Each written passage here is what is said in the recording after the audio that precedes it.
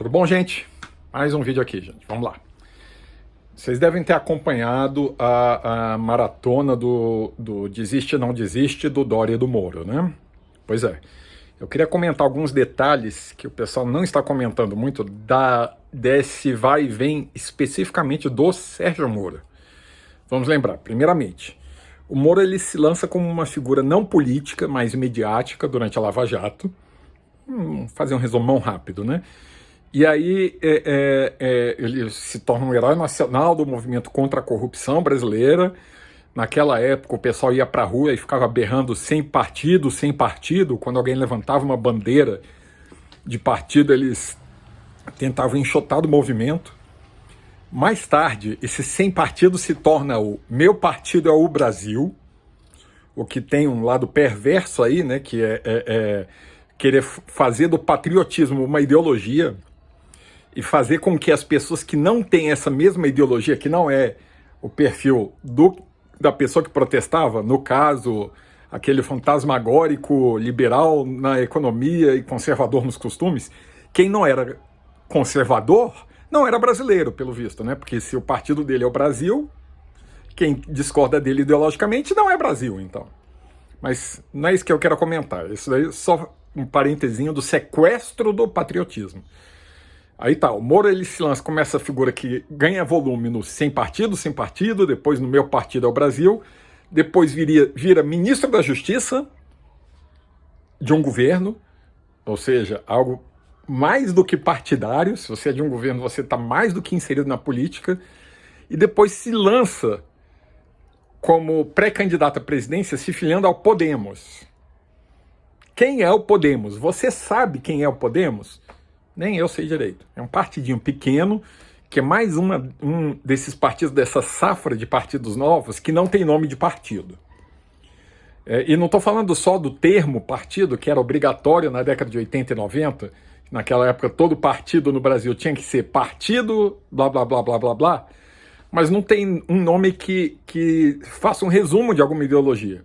Se você for olhar os partidos mais antigos, você tem o Partido da Social Democracia Brasileira, o Partido do Movimento Democrático Brasileiro, que depois virou Movimento Democrático Brasileiro, tirou o partido, Partido dos Trabalhadores, Partido da Frente Liberal, Partido Liberal, todos esses partidos falam alguma coisa. Agora, quando você bota um nome Podemos, Solidariedade, União Brasil, são partidos que não têm nome de partido. Ideologicamente, o nome não quer dizer nada. Você pode até questionar que o PSDB não tem de social-democracia nada, ou que o PL não é nada liberal, mas pelo menos no nome eles tentavam transmitir uma corrente ideológica, ao menos no nome. E agora a gente tem partidos com nome de, sei lá, a União Faz Açúcar, é partido agora. Então tá, o Moro se filia ao Podemos, porque basicamente partido pequeno, que basicamente é o único partido que aceitou ele como candidato próprio para presidente.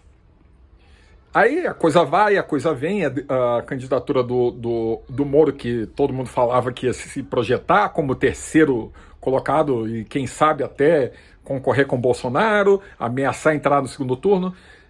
Mês vai, mês vem, a candidatura do Moro não decola, na verdade até encolhe.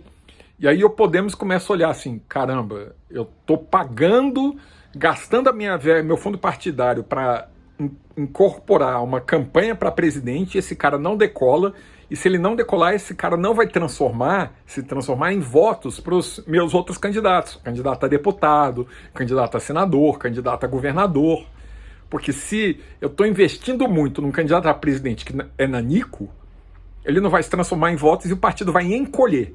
Aí o Podemos começa a pressionar ali, pô, Moro, e aí, de qual é?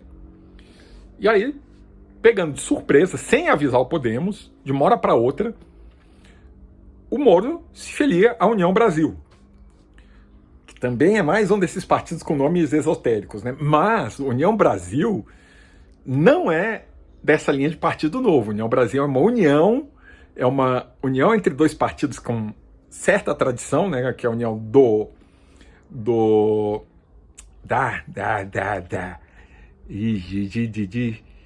o antigo PFL, o DEM, os democratas, é a União dos Democratas, que é o antigo PFL, e do PSL. Basicamente, é um grupo de direita clássica que remonta ao antigo Arena, que é a parte civil da nossa ditadura civil-militar. É partido das Antigonas mesmo. Então, Moro vai para a União Brasil, só que o União Brasil não sabe direito o que o Moro foi fazer lá. Uma parte do União Brasil está dizendo que ele vai se candidatar a presidente, a outra parte está dizendo, não, o acordo foi, eu só aceito o Moro se ele for um candidato a deputado, a senador, e tá uma zona. O Moro disse que não vai desistir da e a gente não sabe o que vai dar. Assim. É o mais provável, eu acredito realmente, que a União Brasil vai pressionar o Moro a se candidatar a uma candidatura no parlamento, seja senador, seja deputado, e se ele não fizer isso, ele corre risco de ter a sua filiação cancelada e nem se candidatar a nada, ficar inelegível. Mas o mais importante não é essa bagunça que o Moro fez, o mais importante é o que essa bagunça significa. E vamos lembrar de uma outra bagunça de um outro político. Jair Bolsonaro, um presidente que já teve em 11 partidos antes de ser candidato a presidente, entrou num partido também pequeno, sem expressão, que nem o Podemos, na época, o PSL. E por quê? Porque nenhum partido queria lançar ele como candidato a presidente. Então ele pegou um partido pequeno, onde ele podia botar o fenômeno midiático que ele tinha para coordenar a campanha do jeito que ele queria, sem fazer grandes compromissos com outros políticos, e deu certo, foi eleito. Aí, o que acontece quando ele é eleito? O PSL briga com ele briga com o PSL, e ele fica anos como presidente sem nenhum partido, e depois se filia ao PL, que é outro desses partidos mega tradicionais, que segue uma linha ideológica que ele combateu na campanha. Na campanha, porque a carreira política do Bolsonaro é PL total, ele inclusive já foi do PL antes. Então o que a gente nota nesses dois casos, mas a gente pode pegar em vários outros casos, a gente nota uma tendência na política brasileira de políticos que ficam trocando de partido por interesses eleitorais, sem analisar que partido está entrando, que partido está saindo, nas alianças temporárias. Isso tem ficado cada vez mais comum, esse pula de partido em partido. E isso aconteceu basicamente por quê? Porque o brasileiro não acredita em partidos políticos mais. Não acredita. Muita gente que está ouvindo esse vídeo, dos 6, 7 que estão ouvindo esse vídeo, vai falar: mas partido é tudo igual mesmo. Um político tem que se lançar a presidente, ele tem que entrar em algum partido e todo partido tem bandido, então meio que tanto faz. Não, meu caro, isso daí é sintoma de uma coisa muito errada que está acontecendo no Brasil e que vem piorando eleição a eleição. Existe um índice numérico, matemático, que a gente calcula, chamado número de partidos efetivos. O que é esse número de partidos efetivos? Vou botar na descrição do vídeo como se calcula esse número, uma formulazinha que não dá para explicar aqui, sem entrar num matematiquês que é super chato. Mas, em resumo, você calcula mais ou menos uma ponderada de cada partido que tem representação num parlamento. Você pega o número de deputados e senadores que esse partido tem, o número de legisladores que esse partido tem, e vai ponderando isso para ver quais são os partidos que realmente têm a capacidade de interferir no poder legislativo. Vamos dar Ficou complicado de entender? Provavelmente ficou. Vou dar um exemplo bem simples de um país onde essa coisa é muito simples. Vamos pegar os Estados Unidos. Os Estados Unidos, a maioria das pessoas não sabe, tem dezenas de partidos. Dezenas, não são 2. Mas, no parlamento americano, você vai ter 1, 2 ou 3 representantes de partidos que não sejam republicanos ou democratas. Então o número de partidos efetivos, se você fizer o cálculo, vai dar 2,1, alguma coisa assim. Que é basicamente os dois, republicanos e democratas. E se você, como um presidente norte-americano, precisa ir no parlamento negociar para fazer os seus projetos de lei passar, você basicamente tem que negociar com 2 partidos. que é o número de partidos efetivos. Se você for pegar o Brasil na década de 80, a gente tinha, eu não sei o número de cabeça, mas é aproximadamente isso, a gente tinha uns 12 partidos, mas no Congresso, desses 12 partidos, só tinha 3 realmente que importavam, que era PMDB, o PSDB e talvez o PT, o PFL. Então 3, 4 partidos, você negociava ali, conseguia uma maioria e aprovava os seus projetos. Só que isso tem piorado. Atualmente, nosso Congresso brasileiro, nós temos 30 partidos com representantes eleitos. Esses são dados de 2018. Agora, por causa das eleições, muita gente trocou de partido, então essa coisa pode ter modificado. Mas a gente tem 30 partidos no parlamento com representantes eleitos e, desses 30 partidos, 16,4 são efetivos. O que isso significa? Isso significa que o Bolsonaro precisa negociar com 16 a 17 bancadas para conseguir maioria no Congresso. Agora, pense aqui comigo. A política, o que é? A política é a arte do possível. O presidente ele vai no Congresso para tentar aprovar um projeto de lei, uma emenda constitucional, ele sentaria com os partidos e tentaria chegar numa espécie de consenso com o maior número de partidos para que, na hora da votação, aquele projeto não sofresse oposição e fosse aprovado. Se eu tenho que conversar com 3, 4 partidos, fazer esse consenso é um consenso possível, onde eu faço aqui, eu adapto para atender todas as diferenças ideológicas, todas as diferenças de interesses, eu adapto o projeto e ele passa. Agora, quando são 16 caciques brigando, esse consenso é impossível. É impossível. E é por isso que, se a gente teve, desde o governo Sarney até o governo Bolsonaro, sempre escândalos de corrupção ligados ao presidente, à presidência da República, e cada vez mais escândalos, a nossa percepção de corrupção cada vez mais aumenta, é exatamente porque, sem fazer compra de votos, não é possível fazer essa negociação no Congresso. Hoje nós temos cada vez mais o famoso Centrão, que na verdade é um grupo de deputados e senadores que não tem nenhuma ideologia partidária, nenhuma ideologia política, e estão à venda para serem comprados para o governo conseguir governar. Isso é o Centrão. E esse Centrão só existe por causa dessa fragmentação partidária, porque a gente tem no nosso Congresso 16 partidos efetivos. Só como referência, a gente é campeão mundial nisso, viu? Nós temos o partido mais fragmentado do mundo, o que significa, o Congresso mais fragmentado do mundo, o que significa que nós temos o país mais difícil de governar do mundo. Isso significa que precisa ter o menor número de partidos possíveis? Não. Por favor. Realmente um governo de partido único fica facinho de governar, mas aí é uma ditadura. A gente precisa ter partidos que representem ideologias políticas que sejam significativas no país.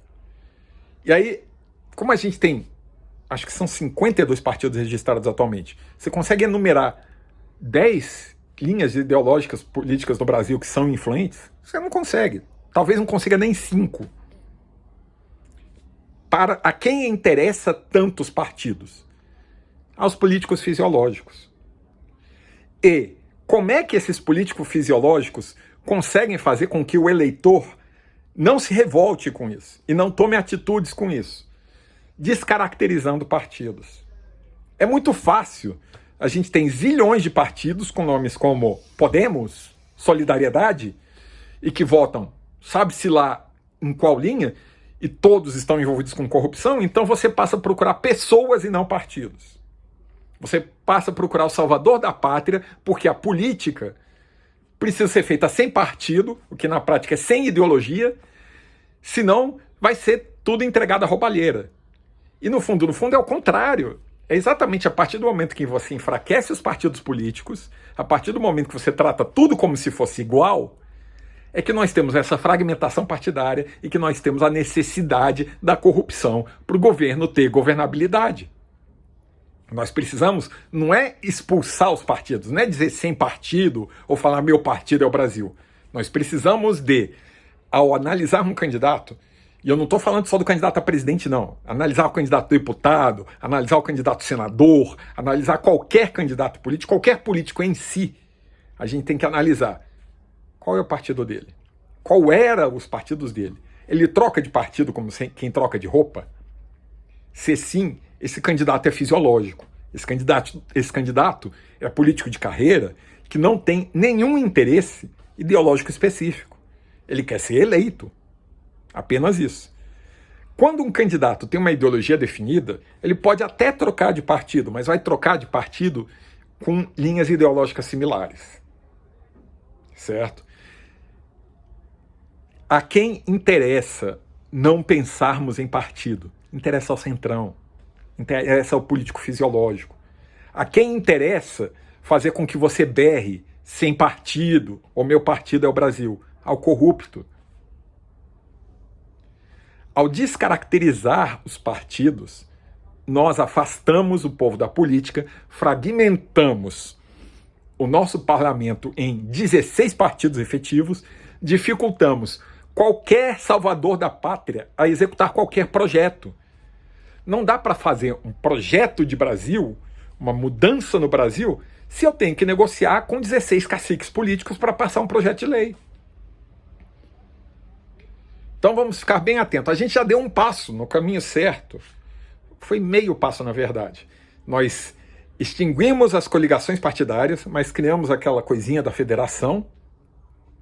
Vamos torcer para que isso dê resultado na eleição, para diminuir o número de partidos com representação efetiva no Congresso, para que quem quer que seja eleito consiga ter que negociar, não com 16, não vai ser um avanço rápido, mas que não seja 16, que sejam 12, já é um avançozinho. E aos poucos a gente vai diminuindo o número de partidos no Brasil sem perder representação política. Não é diminuindo o número dos partidos, por exemplo, tirando os partidos que tenha perfil de extrema direita ou de extrema esquerda. Não, não é isso. A gente tem que ter todas as correntes representadas, exceto, claro, aberrações como o nazismo.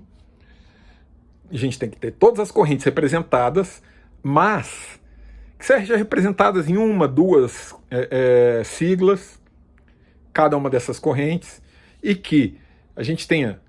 O ideal seria a gente chegar num número... A média mundial é de 4 partidos políticos, de 4 a 6 partidos políticos num parlamento, que a gente tenha 4, 5, 6 partidos com poder significativo federalmente, e um número um pouco maior de partidos numa esfera estadual, numa esfera municipal, porque pode ser que alguma ideologia seja mais influente no sul do que no nordeste, por exemplo, e aí você tem mais partidos daquela linha naquele estado, naquela região. Mas não dá para a gente ficar tolerando um congresso de 16 partidos efetivos. Por que a gente tem a impressão que cada congresso novo piora?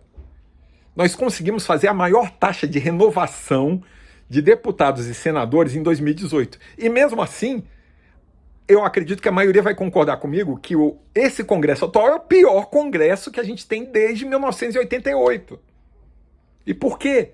Porque a gente tem cada vez mais políticos sem identidade, partidos sem identidade e uma fragmentação de uma miríade de partidos que a gente não entende a diferença. Então, vamos prestar atenção, vamos pensar mais na ideologia, no projeto dos candidatos, menos na pessoa, e fortalecer partidos. Nós temos que pensar que partidos são essenciais à democracia.